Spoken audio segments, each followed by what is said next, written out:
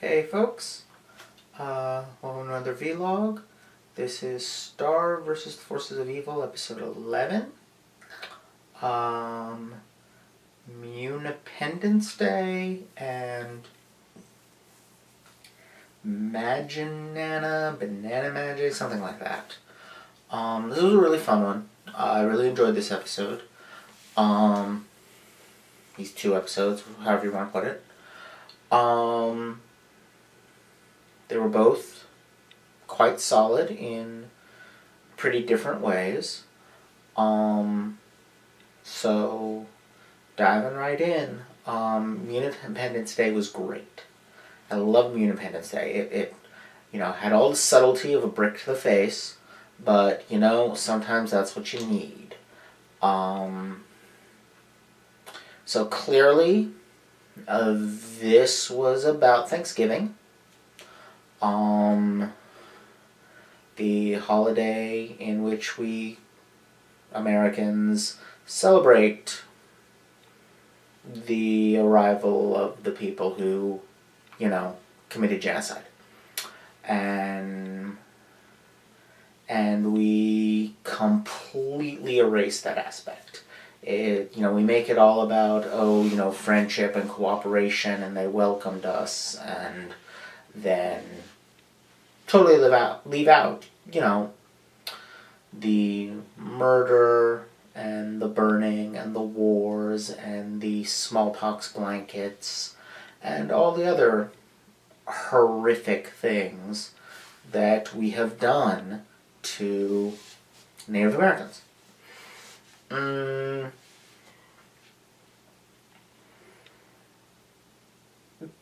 And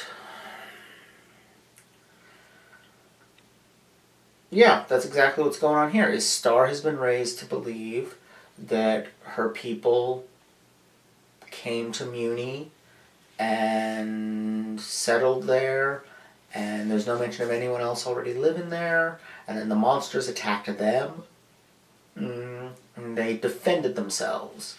But it quickly becomes clear, as Marco points out, that, which in itself is interesting, but I'll get to that in a moment. As Marco points out, the book actually makes pretty clear that the Munis attacked and conquered the monsters and drove them into the margins, and the monsters have been counter-attacking. Which is great, because this whole time we've been getting these kind of comedically ineffectual monsters, with the exception of Taffy. And now we begin to see, if they're so ineffectual, why were they considered such a threat? And the answer is, they never were a threat. They are conquered and oppressed and responding with violence and hatred, as is only natural, when your people are being murdered and driven out of their homes, that'll get you a bit angry. But there's some other stuff going on there too, where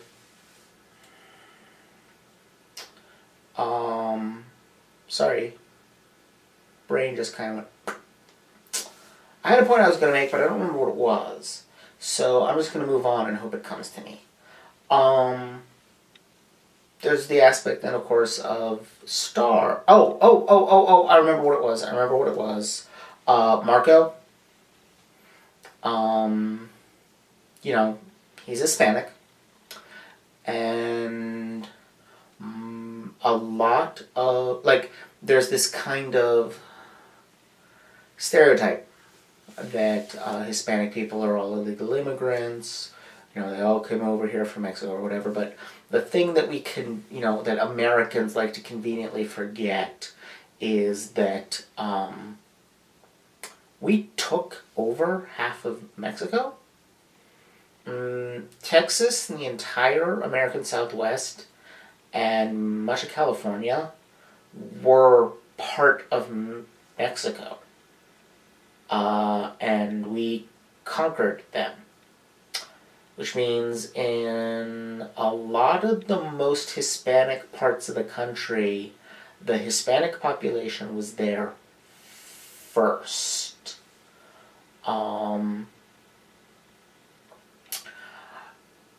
So you've got, in Arizona, for example, draconian things being done against Hispanic people, where, they can't go around without papers, which is insane.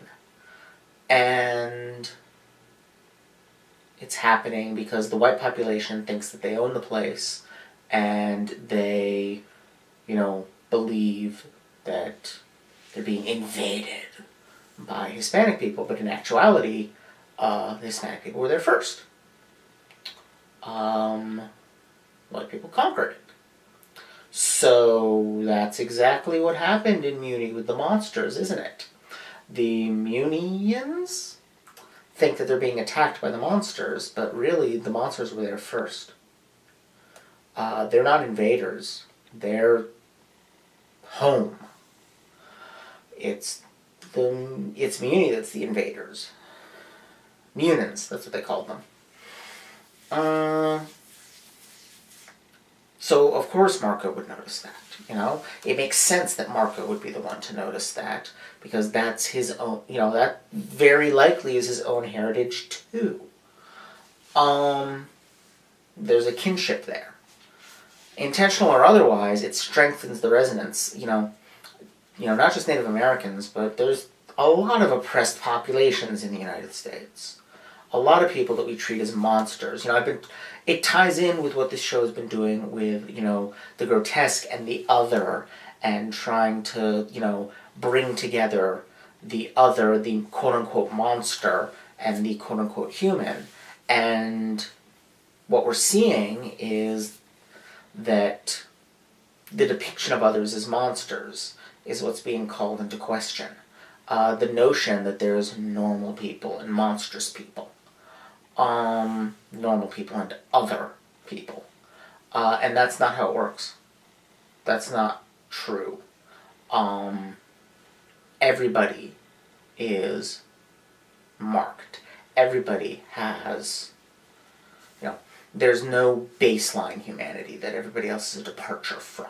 And that's often the way we treat it, that white people are some kind of blank or baseline. They're the unmarked racial category. And everyone else is in some way marked. But that's BS. If anything, white people are marked by conquest, colonization, and empire.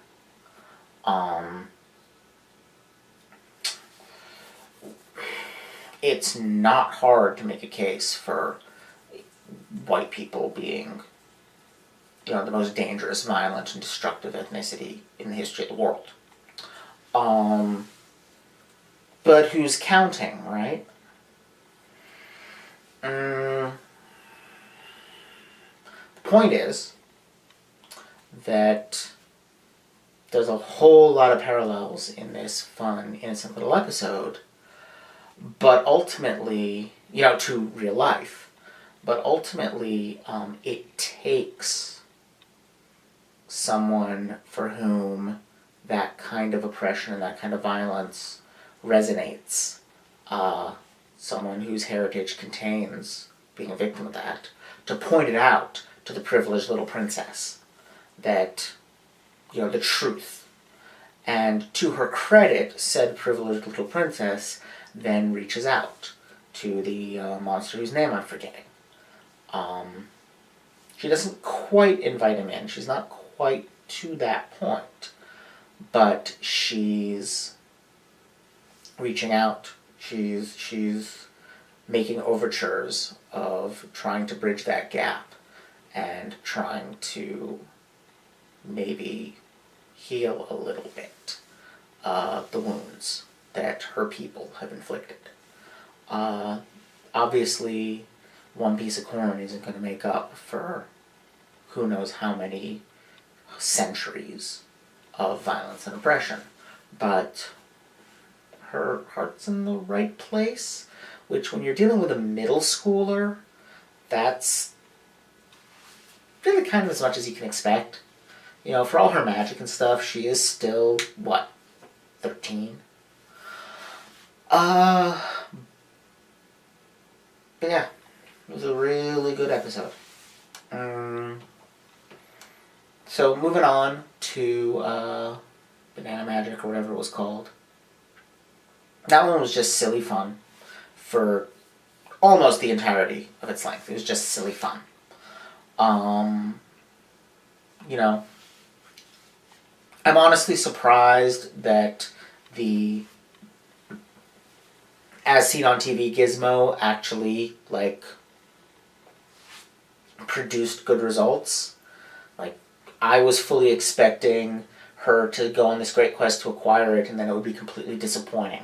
That's not the way they went, and I'm glad. I like it when they, don't go in quite the direction I expect. It's... but it's just another case of Star not getting our world and having this adventure. It was a lot of fun, her misunderstanding the pirate place was silly and fun and gave us a chase sequence. And then they all get to make peace at the end. Cute story.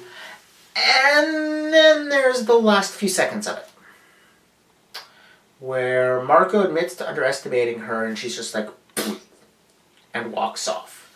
And I'm not quite sure what to make of that. It's possible that was just, an anti-punchline. Sometimes, you do something anticlimactic and that in itself is funny because it's unexpected. And it was.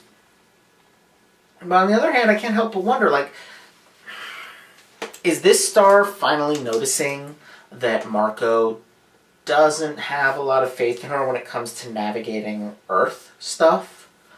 Is her getting upset about that? Is this something that will introduce